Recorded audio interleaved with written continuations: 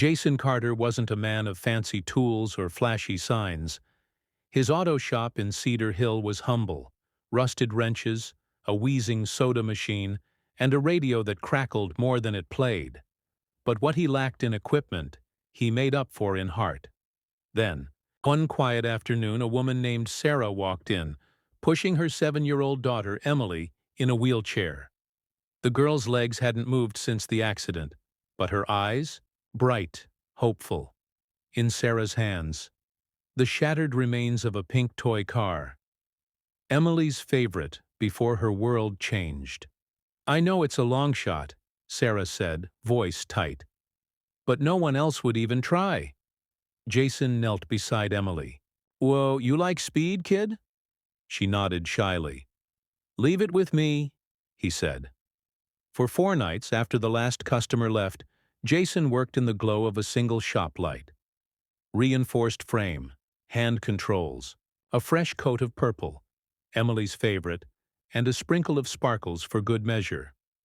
When Sarah and Emily returned, Jason rolled out the mini car like it was a luxury prototype. Emily's gasp said it all. With a little help, she climbed in, gripped the controls, and vroom. The parking lot became her racetrack. Laughter echoed off the garage walls. Sarah stood frozen, tears cutting silent tracks down her cheeks. "How much do we owe you?" she whispered. Jason shook his head. "Just promise me she'll ride it every day." 3 days later, Jason was elbow-deep in an engine when gravel crunched under heavy tires.